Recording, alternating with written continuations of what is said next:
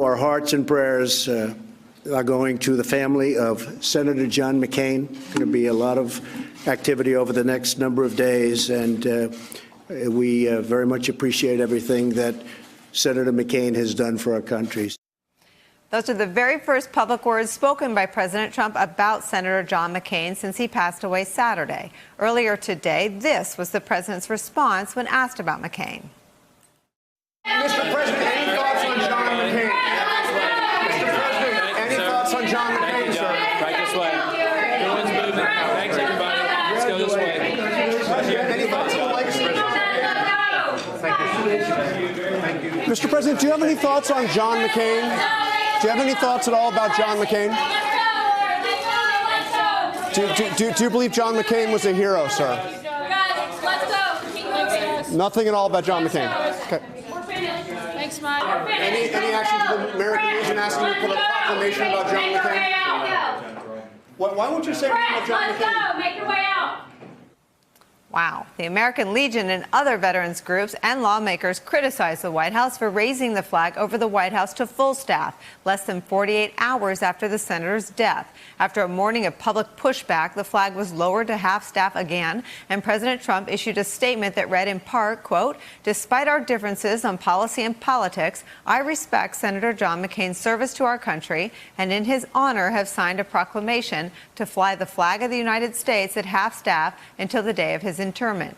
Tonight, a Washington Post report goes behind the scenes as the controversy escalated. Quote, several administration officials said Trump was frustrated with the TV coverage and felt besieged that nothing he said about McCain would be enough.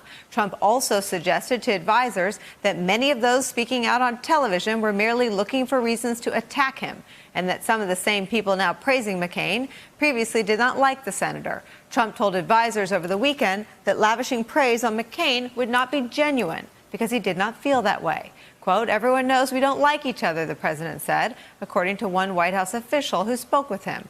Trump wrote much of Monday's statement, White House officials said, and wanted to express that he disagreed with McCain on policy and politics. Senator McCain wrote a statement before he died, meant to be both a farewell to the nation he loved and a warning. Rick Davis, his longtime aide and friend and former campaign manager, read it at a press conference today. Here's some of that. We weaken our greatness when we confuse our patriotism with tribal rivalries that have sown resentment and hatred and violence in all the corners of the globe. We weaken it when we hide behind walls rather than tear them down, when we doubt the power of our ideals rather than trust them to be the great force for change they have always been.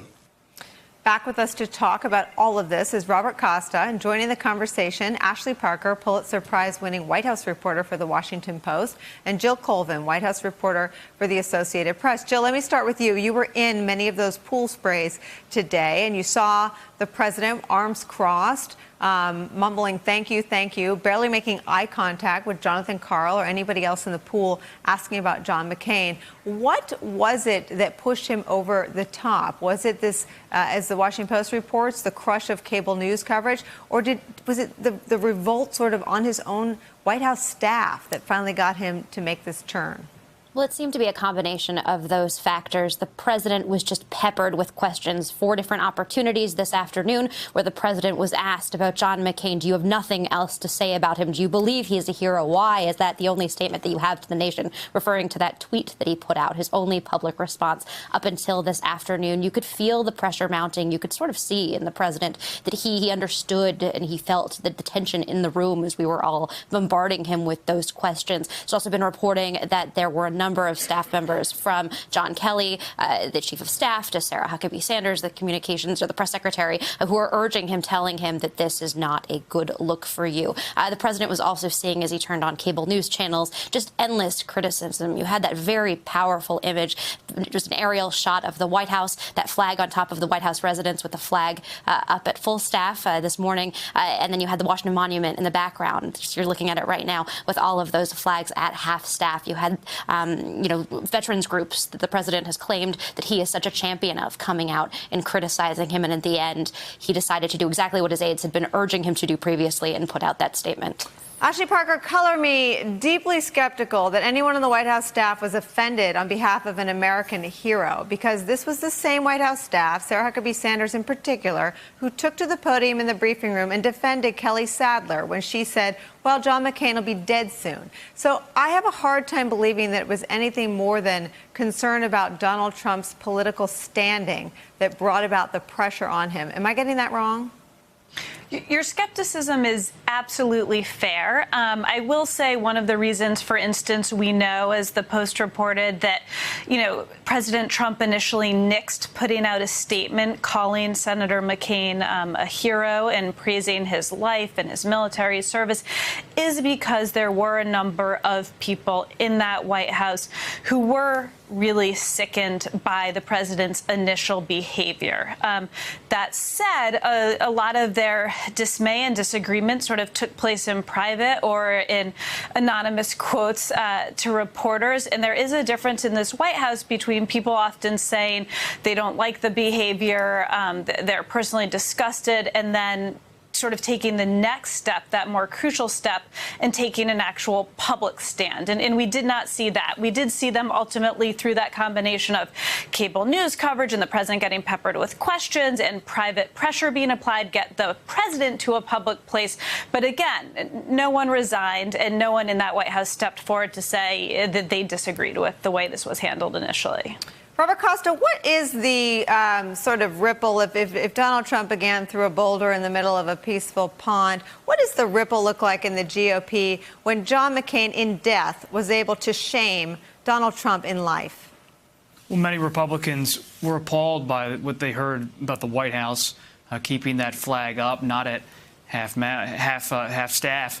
And you see pressure from throughout the party calling into the White House saying there has to be a Republican Party in lockstep here. This is a sitting Republican senator, a veteran Republican senator, a military veteran, and a war hero. There's going to be proceedings at the Capitol. He's going to lie there this week. The funeral in Washington, buried at the Naval Academy in Annapolis.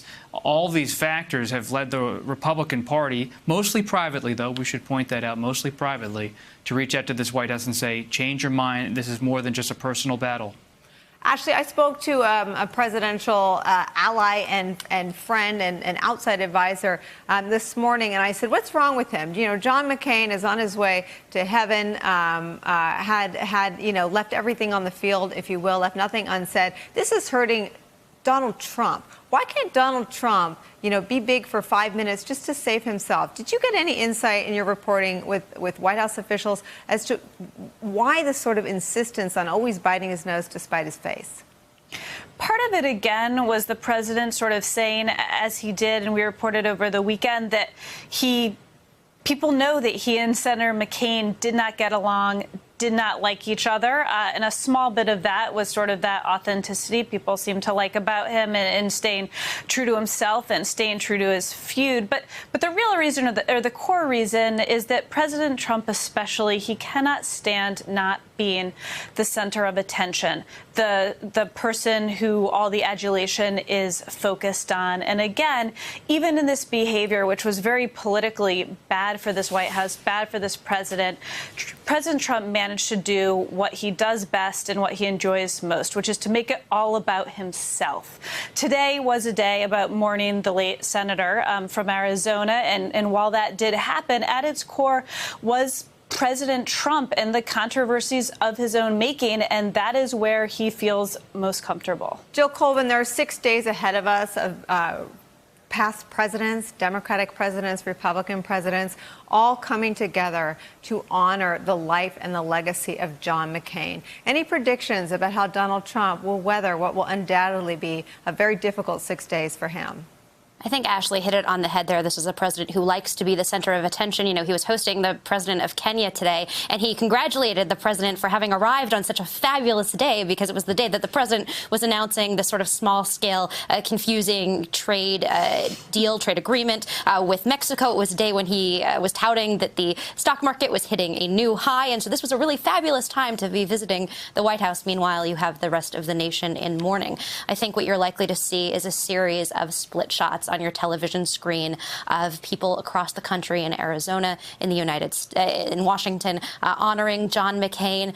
There will be military processions that the president signed off on. And meanwhile, you'll have whatever the president is doing, whatever he's deciding to tweet about, whatever is angering him at the moment on the other side of the screen. Robert Costa, there was sort of a half-baked attempt to change the subject. NAFTA and trade, a good issue for this president with his base, but it was a poorly executed event at best. With, it reminded me of the Verizon commercial. Can you hear me now? Can you hear me now? But what was behind this, and why not get some policy behind something that had the potential to actually be helpful for this president? You've seen this tension within the administration for months. The president himself is inclined to these bilateral trade agreements against the multilateral agreements that have often been the staple of U.S. trade policy. And he has had strained attempts to try to put these together with Mexico. Other countries like Japan and the U.K. have been having talks and more informal talks about trying to sketch out their own bilateral agreements. But the president has a lot on his plate politically with the Mueller investigation. Trade is something he keeps coming back to because it's a core front for him. Going back to the campaign, his whole career, he's always been pretty much consistent on trade.